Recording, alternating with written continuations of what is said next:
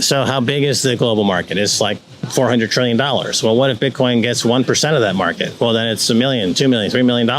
And I think a couple of things we're going to see happening. Number one, people will no longer accept fiat money for Bitcoin. So you're going to try to buy Bitcoin with your fiat money and no one will take your fiat money. No one will take dollars at all. So that will be a moment of panic. You have no choice because the fiat money world and everything that's not Bitcoin is going to zero against Bitcoin.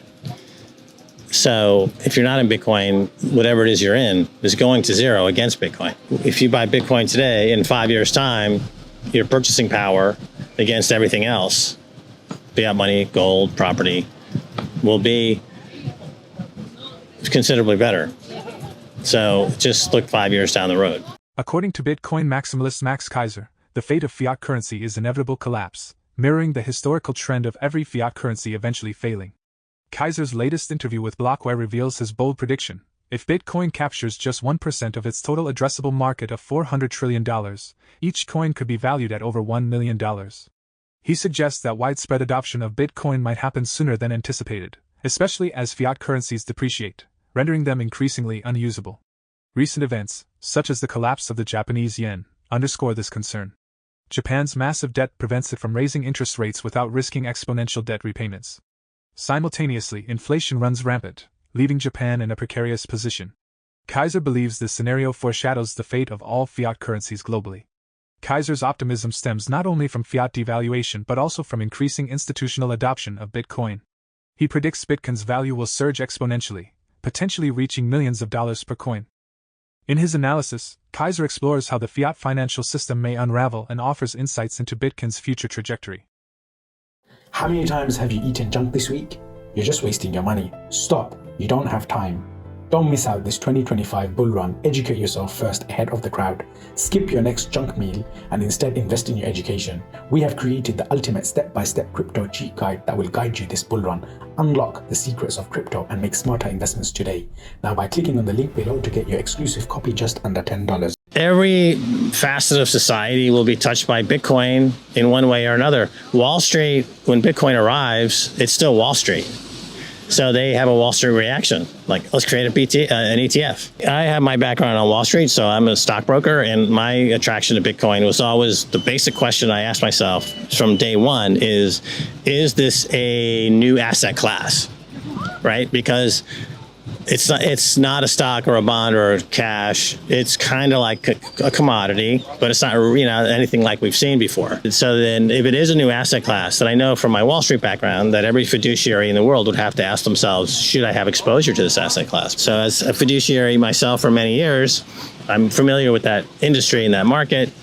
And so how big is the global market? It's like $400 trillion. Well, what if Bitcoin gets 1% of that market? Well, then it's $1 million, $2 million, $3 million. I've always said that Bitcoin has no top because fiat money has no bottom, right? There's no backing for fiat money. It's just paper. And I think a couple of things we're going to see happening. Number one, people will no longer accept fiat money for Bitcoin. So you're going to try to buy Bitcoin with your fiat money and no one will take your fiat money. No one will take dollars at all. So that will be a moment of panic. They'll be like, oh, what? It's like, no. Here's $1 million. Here's $10 million. I want one Bitcoin. Like, no way, amigo. We don't want that shit. It's worthless, right? So that's going to be panic. Then people are going to have to trade in other stuff for Bitcoin, like gold, their house, right? And then people are going to be panicked. And they should be panicked because the world we live in now is a fake world that's been created with the hologram of fiat money. And in that hologram of fiat money, many weird things are going on. Traditional values that held society together for thousands of years are being tossed out the window. They can print more money to pass new laws to make it easier for them to print more money. So it just becomes a collectivist, socialist, communist, fascist, totalitarian nightmare. All those things are all basically the same. Yeah.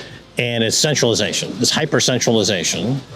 And it's happening now. And Unlike at any period in history before, though, there's going to be a cohort of folks who own Bitcoin. And those people are going to move to El Salvador, where Bitcoin is legal tender. So there'll be a mad rush, like those images of people panic leaving Saigon at the end of the Vietnam War and trying to scramble on the last helicopter. That's going to be at JFK. People trying to scramble onto the last flight to San Salvador to escape the hell of the fiat money apocalypse. And that scene will be repeated all over the world. The risk of buying Bitcoin today is less than it's ever been. So it's less risky to buy Bitcoin at 65, 70,000 than it was to buy it at $5. You're taking less risk. And so you have the benefit of not being exposed to all that risk for all these years. Because the market is more established, it's deeper, there's more players, and the use case and everything is more developed. So the risk-reward ratio has never been better. So you're making a risk-off investment. It's not a risk-on investment. It's a risk-off investment. You have no choice because the fiat money world and everything that's not Bitcoin is going to zero against Bitcoin. So if you're not in Bitcoin, whatever it is you're in is going to zero against Bitcoin. So if you buy Bitcoin today, in 5 years' time, your purchasing power against everything else, fiat money, gold, property, will be considerably better. So just look 5 years down the road. Do you want your purchasing power to be mathematically guaranteed to be higher? Or do you want your purchasing power to mathematically be lower, as it would be the case with fiat money and anything else that's not Bitcoin? So those are two pretty simple questions. And then you should start to build your Bitcoin portfolio and scale into it, or dollar cost average into it, or start to build your portfolio. And in 5 years, if you start to buy Bitcoin now, in 5 years' time, I would predict you'll be at a fuck you money moment where you're not going to be chasing money. This fiat money chase is an endless hamster wheel of an emotional roller coaster that is everything is forcing you to think like you need to keep going chasing this tail of the fiat money world. But once you get into Bitcoin, pretty quickly you start to realize it's unconfiscatable, it's inflation proof, it's mine, no one else can take it from me, and the purchasing power is going to go up forever. And I can listen, and Michael Saylor works for me, Larry Fink works for me. Like, those are my employees. When you turn on CNBC and Larry Fink's there talking about how great Bitcoin is, and 2 years ago he thought it was shit. Now he's like, oh, I believe in it. You're like, thank you, Larry. I'm up another 10%. Thanks to you, Larry.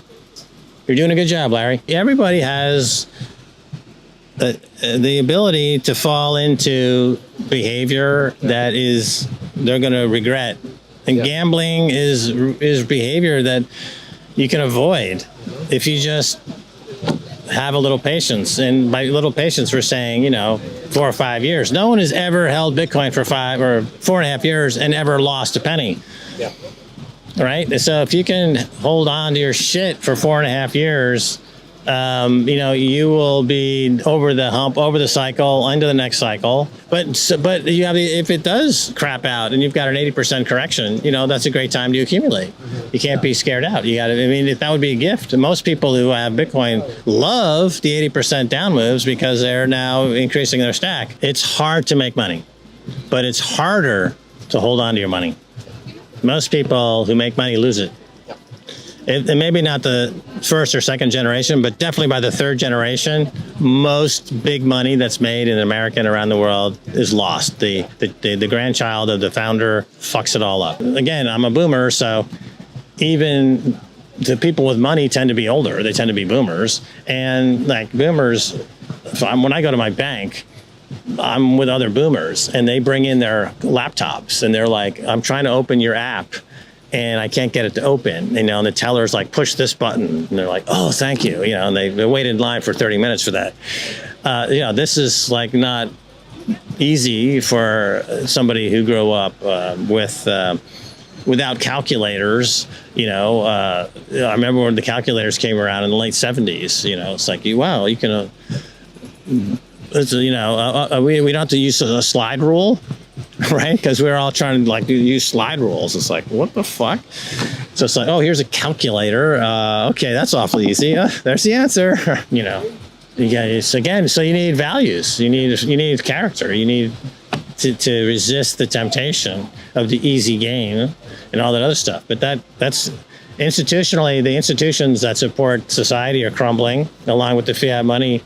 And we're generally at the end of an empire. It should be, now that we're on a war footing. Now that, if you look at the debt to GDP ratio in the United States, the last time it was this high was at the height of World War II. As a matter of fact, it's higher than it was in World War II. And we're not even starting the war yet, and the war is coming. So we're going to go from, 200% debt to GDP to 500% debt to GDP? Well, doesn't that imply that your currency is now worthless, essentially? And who's buying these U.S. treasuries? Well, I'll tell you who's buying U.S. treasuries. The United States is buying U.S. treasuries. They're printing money to buy back their own debt.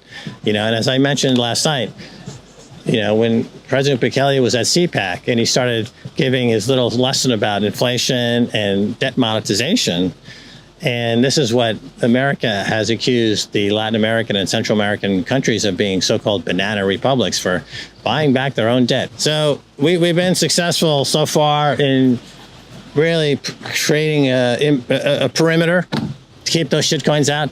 But every day it's a challenge.